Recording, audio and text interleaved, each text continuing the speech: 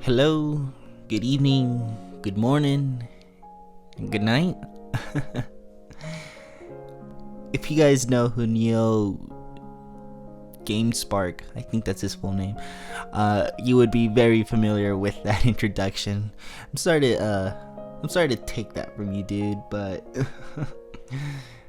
I don't know. It's kind of late here today, and I don't really know how to start this, but welcome to the first episode of Handful of Zen. So as I mentioned before during my Animal Crossing video, that I've always kind of had an interest in Zen, more so right now because of the book that I am currently reading, that it's very prominent in my head.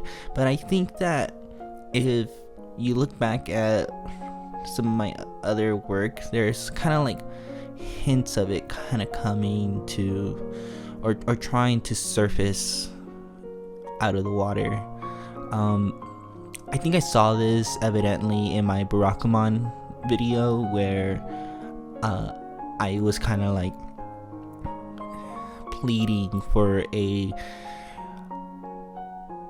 holistic, simple life experience, and kind of saying that, this show really made me want to watch, or it really made me want to play Animal Crossing, because there is a holistic experience there, and it's something that I wouldn't necessarily get in my real life.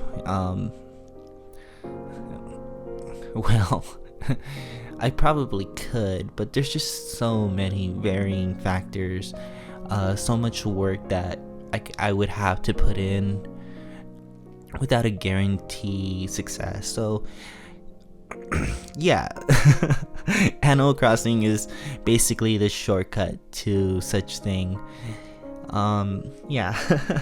So I didn't exactly write down a script or anything like this, or like a list of bullet points for what I would want to talk about. I'm kind of using this as a free form way of expression, kind of talking about whatever's going on personally, and I guess a sort of creative outlet. I'm still in my head right now trying to work out the kinks of how I would release this in video format. I don't know if I want to do what I try to do with the whole Save Me Jeebus experiment, where I just had like the single picture. I don't think that it jived very well with others. I don't think they really got what I was trying to do, and if they did, they didn't very much like it, or they're not fans of it. So I'm still gonna think about how I would plan to release this in video format, but I would kind of like this to be maybe a weekly show that I can drop on YouTube, and I guess talk to the audience and let them get to know me through the means of of this conversation that I'm having with myself. So today is April 5th, 2020. I just released the Animal Crossing video, and it was met with positive reception.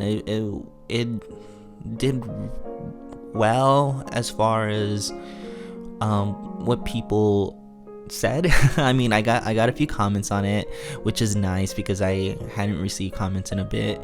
My last couple of videos I kind of considered to be failures, and I was very I kind of felt like the wind was taken out of me in such way that I think I kind of slowed down on wanting to make a video, or I had some videos planned, or some videos pre-recorded, and I was like, okay, well, I'm gonna put this one on hold until, I don't know.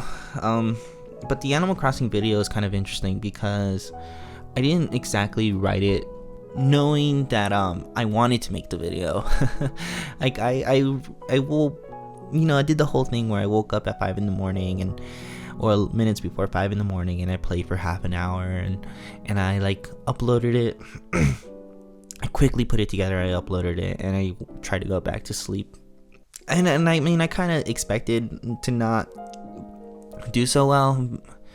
But I thought that at the very least it would have caught some attention from people that, probably just want to watch some gameplay, not necessarily see or hear or just kind of like mellow out to seeing somebody just going about the routine, and and have it be special because it's 5 in the morning. But then I bought that book, Stillness is Key, and it was, just from reading the initial chapters, it was kind of like a light bulb kind of clicked, and I'm like, oh, I know exactly what it is that I want to say. I know exactly what it is that I want to do. And so I just kind of sat down on the computer and I wrote, and everything kind of just came out naturally. I would say that today was a successful day in that front, because I uploaded the video, and then I got like some nice comments and stuff, and it reignited that flame inside where like the wind had been taken out of me. Low reception, I guess, from the previous videos, and so I sat down and I wrote another script, and then I recorded a video that'll come out, and then here I am again recording another video, handful of zen. So yeah. I don't know how this one will be received, but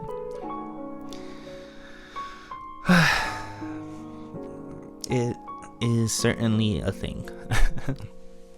So as far as things that I guess that I've been doing to try and do Zen, I took the advice of the book and I officially wrote my first journal entry, which I'm not going to read here because of course it's supposed to be personal, but for the Animal Crossing video, I actually did write a journal entry. It was a fake one, but if you guys are curious enough to know what it says in there, I actually uploaded a picture on Twitter if you're curious enough to see it. But the fake journal entry, it says, tensions between my islanders and myself is getting weird. They're all super nice to me, but do I like them? Sure, I wouldn't mind spending the night with any of them, especially Tom Nook. I mean, how could you not? But would I say I like them? In the same way a guy with a dog likes his dog, but they keep trying to flirt with me and I'm not having it. Maybe I should just go back to Rune Factory 4. But the video doesn't actually get to the part where I write all of that. I think it just gets a little bit after where I say, especially Tom Nook. Yeah, so that was my fake diary entry or journal entry, and then I actually did write my first one, and I mean, it basically just said that today was a good day. I think I kind of hit a point where I'm a little bit exhausted, a little bit tired of internet culture, I guess, Twitter culture. It's weird because I often hear a lot of negative things about Reddit and such, but if you subscribe to, or you is it subscribe, or if you join a subreddit that is on your favorite show or your favorite fandom or something, I mean, a lot of the memes or a lot of the posts are about how much you love this show. Like, you're not gonna get somebody who's, oh, I love The Office, and somebody's gonna reply like, oh, screw The Office, or oh, The Office, Parks and Rec was so much better, or Friends was so much better. I mean, yeah, you could sometimes see that, but it's like it's mostly a holistic community, talking about the show that they love, and for that I enjoy checking out Reddit every once in a while. But I'm kind of tired of the whole Twitter culture. I mean, I've been on Twitter for over 10 years now. and so I've seen a lot of the phases that have come and gone, and right now I don't even know how to put it into words, and I don't really want to say anything in such a way that'll try to ignite negativity into people. It's just a little bit tiresome, I guess. There's just too many people at war with each other, too many people who are just constantly dogpiling on anything anything that has a pulse, I guess, or an idea, or and it can be tiring. It can be really tiring. So one of the things that I've also done is especially right now with us being indoors and trying to limit our time out and about,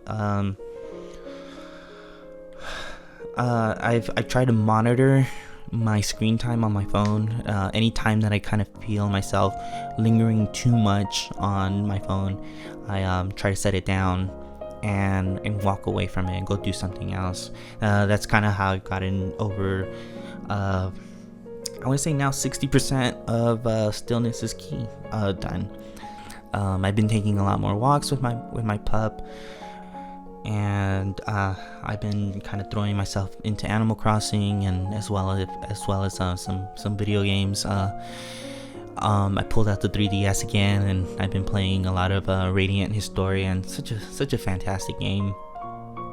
I'm pretty much almost done with it too. Like I think I looked it up, and it says that Radiant Historia has about 6 chapters, and then like after that, I think it's like the bonus content from the 3DS version, if that's correct. Then yeah, I'm basically about done. I have I have 6 chapters finished on one timeline, and I'm in the beginning of chapter 6 on the other timeline. For those of you guys who don't know about Radiant Historia, it's a time travel game, kind of like Chrono Trigger, but it has like diverging timelines, kind of like Trunks' world in Dragon Ball Z. But yeah, it's really cool. It's a really cool game. You can jump from one timeline to the next, and you can take things that happen in one timeline to help it affect the other timeline. You can find something later on in the timeline, and then go back to like an earlier point, and then have it affect your current status by going back. And like for example, there's an instance where there's this soldier that early in the game, if you're not paying attention, you would completely miss it. I completely missed it. I actually had to look it up because there's no way I would have remembered that. But there's this soldier who says, "Oh, check out my fancy sword. It's really cool, but I've had it for a long time. Wouldn't mind having a new one." And he later on, like just a couple screens later, I guess, you run into him on a battlefield, and he's dead. It says that his sword kind of gave out on him, and because of it, he the enemy got the best of him. So then, like hours, chapters later on into the game, you come across this salesman who gives you this weird sword, and your party member tells you, it's like, "Hey, isn't that sword that one guy who died back then? Isn't that something that he wanted?" And like, yeah. So then you take that sword and you go back to like chapter 3, and you talk to him and you give him the sword, and then you run into him where he would have died in the battlefield, and he goes, "Don't count me out yet. Like, yeah, my first sword gave out on me, but if it wasn't for you selling me this sword, I mean, who knows where I would be? And I was like, well, I know, you would be dead. But yeah, it's a really cool game. If you haven't played it, it's such a gem. I'm really rooting for Atlas to bring it over to the Switch, to see if more people get the opportunity to check out this game, because it's really good. So yeah, I've been playing that game as a way of trying to stay off the phone and trying to stay off the internet, Twitter and Instagram and such. Another thing that's kind of helped me is I turned off notifications, including messages. Originally, messages and phone call notifications were the only ones that I left on. But then I took my pup for a walk, and it was like this walk was supposed to be different, because it was like the first walk where I don't take my headphones with me, and I'm supposed to kind of just absorb the world around me, per advice of the book. And and it's like 5 minutes into my walk, my phone just starts like vibrating with messages from my friend from work. And so I was like, okay, well, that kind of defeats the purpose if I'm constantly checking my phone while I'm supposed to be walking my pup. So when I got home, I turned off the notifications, and it's helped a lot. It's helped a lot. Like, I kind of just put my phone down and walk away from it, and when I remember to check my phone, it's like now, like, all of a sudden I could see that I have some messages there waiting for me. But like, I even like turn off like the notification sounds, and in some apps I've not even let it have like the header or like the pop-up, or have it show up when you turn on your phone, and like there's like the little notification center. I don't have it do that. Like, I just kind of let the badges kind of sit on the app, and I'm like, oh, okay. Because then, like, you turn on your phone and you see that there's a notification from Twitter, like, you're gonna go immediately to Twitter to check it out. So if you're turning off your phone for some reason, check out your phone for whatever reason you turned it on, and then if you happen to still have it on and notice that there's a notification, then you go onto that app, and I think it's been very successful. Yeah, so lots of time right now during these weird times, but I think that I want to try and capitalize on this time by trying to become a much more relaxed person, a much more calm person, as the book says, somebody who's still. And I feel moments of stillness. I feel moments of gratitude, and I guess small. I mean, I think I've always felt small, but like small in the good way, kind of like a person who is here in this moment, alive. And it's a humbling experience when you get there. But yeah, I think that I'm gonna go ahead and cap off this first episode of Handful of Zen. I still have to figure out how I'm going to release this, but for now, I'll catch you guys next week. Have a beautiful day, everybody.